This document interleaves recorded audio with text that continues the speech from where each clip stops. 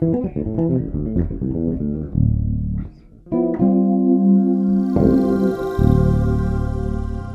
this is Joe Hubbard from JoeHubbardBassVideos.com coming at you today with another lesson.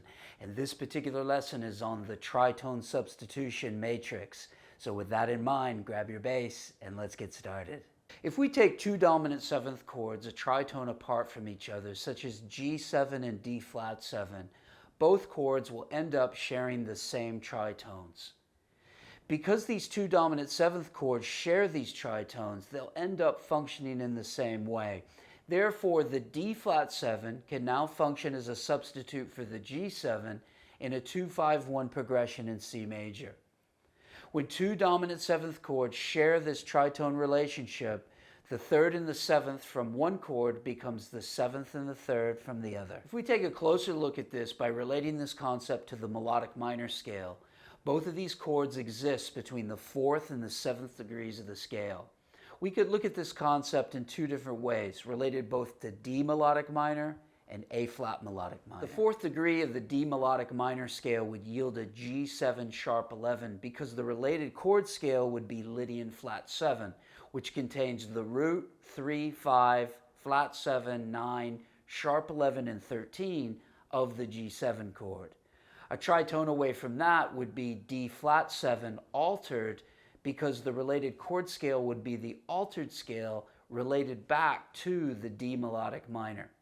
The altered scale contains the root, flat 9, sharp 9, 3, sharp 11 or flat 5, flat 13 or sharp 5, and flat 7 of the D flat 7 chord.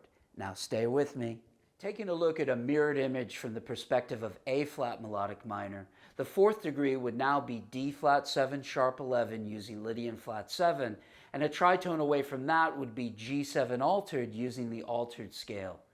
Because of this relationship, whenever you see a 5-7 chord, you can play a melodic minor a fifth above the root or a melodic minor a half step above the root. Germane to a 2-5 progression in C major, we can now think of the D minor 7th over the 2 chord using the Dorian scale, moving towards a D minor major 7th chord using the D melodic minor scale, or the D minor 7th moving towards an A flat minor major 7th using A flat melodic minor. What we're going to do in this first exercise is take a 2-5-1 in C major, and over the 5-7th chord, we're going to superimpose that D melodic minor scale utilizing the D minor major 7th chord a fifth above the G7 sharp 11 or a half step above the tritone substitution, which is going to be the D flat 7 altered chord. So if I take my D minor major 7th chord,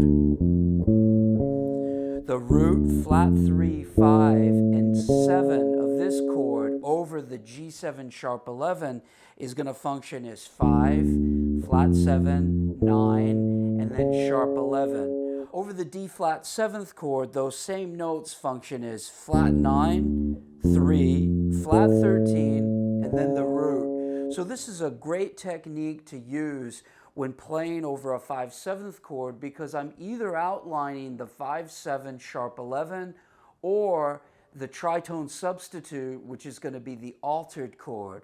So just by applying this melodic minor a fifth away from my original 5-7th chord or a half step above the tritone substitute, I get these really cool sounds, and a lot of the times, you know, it sort of evokes this sort of outside sort of sound that we're looking to get. So we're going to play a line over the whole 2-5-1 pattern, and over the minor 7th chord, which is going to be D minor 7, I've got a diatonic above, chromatic below, and then I'm going to play an ascending scale passing tone line starting on the root, then going to 2, and then to flat 3. And then I'm going to play the double chromatic from below the 5th. So then going into the dominant 7th chord, and again, this is either going to outline the G7 sharp 11 chord or my D flat 7 altered chord. I'm going to start here by superimposing this D minor major 7th chord here, and the line is going to be this, where I go chromatic below, double chromatic above, going to 7, and then chromatic below, back to the 7, then to 5, and then to flat 3. So put together with the 2 minor 7 pattern, I've got this.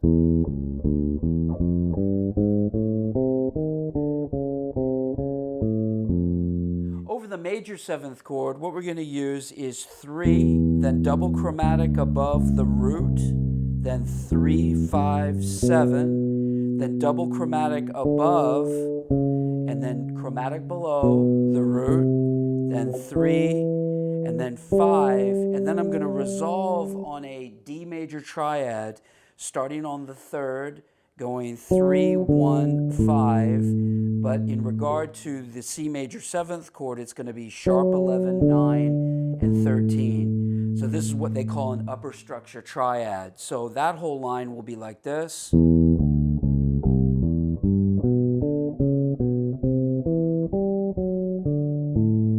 So if I put the whole thing together, this is what I've got.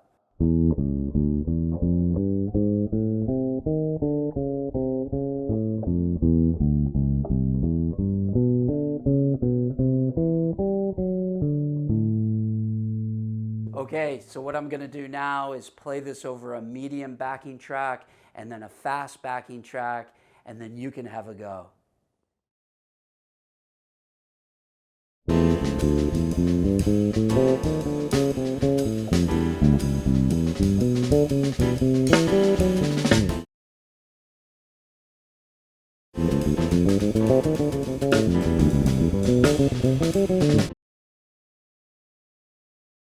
In line 2, what we're going to do is look at a mirrored inversion of this concept.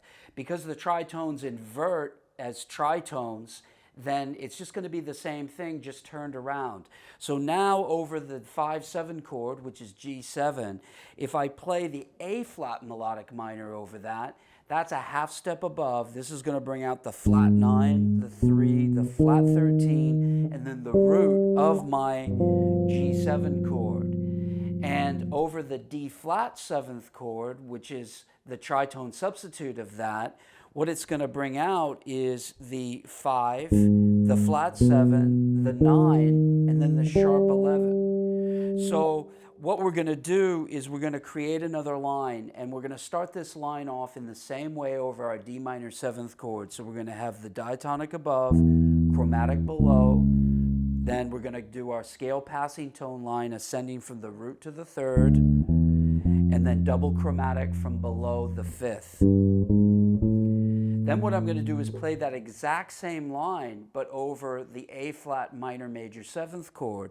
So now I'm going to go here, diatonic above, chromatic below, the scale passing tone ascending line from A flat to B flat to C flat, or root to flat 3, and then my double chromatic from below the 5th. So I've got this.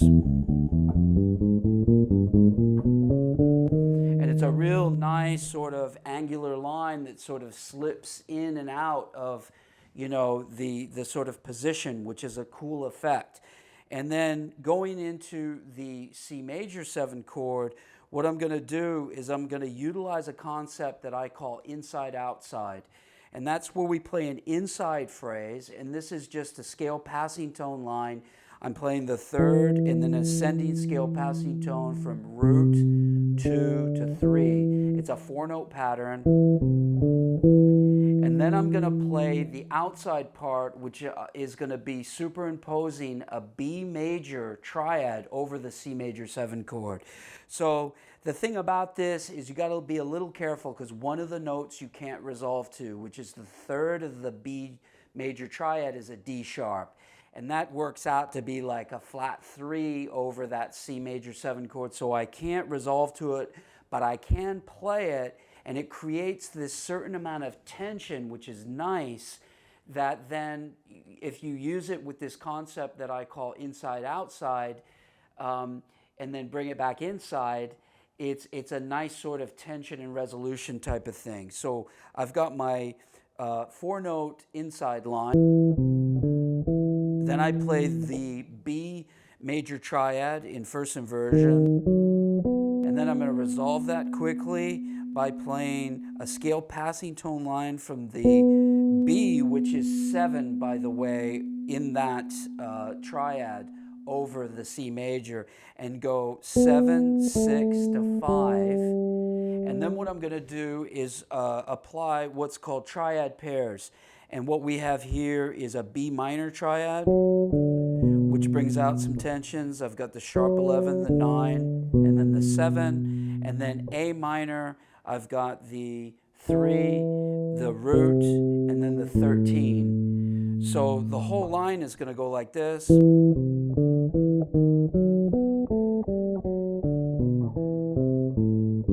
then I resolve to the 5th. Another cool thing about superimposing this B major triad over the C major 7th chord is that it just evokes this great melodic content.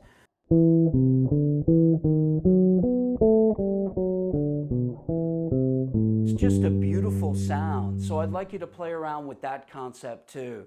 So what I'm going to do now is I'm going to play this over a medium track and then a fast track, and then you can have a go.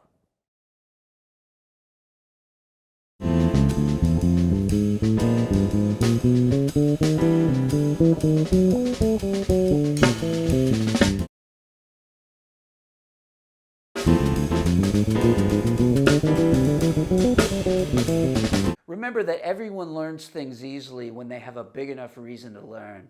This is when enthusiasm and motivation is at its absolute height. I've personally made great progress both musically and technically when presented with a challenge that I felt was too difficult for me to learn in the beginning. For instance, when I first learned how to play Teen Town, I had to improve both technically to be able to execute the piece, but also musically in order to understand the content of the piece. So whenever I feel that I just have to learn something, I can learn it very easily. This is something that's very attainable for everybody. You just have to have a big enough reason to want to learn. Well, I hope this lesson helped you. And if you have any questions about the content presented here, then feel free to post them below. Also, be sure to get over to my website, www.joehubbardbassvideos.com, and check out some of the learning programs that I'm teaching over there. My membership site has over 200 videos organized as progressive courses, as well as one-off lessons, transcriptions, and a student discussion forum. Studying with me at this level will enable you to reach new heights of creative musical accomplishment with your soloing, bass lines, and technical development, with me at your side, guiding you through every step of the learning process. So until next time, practice smart, work hard, and play creatively.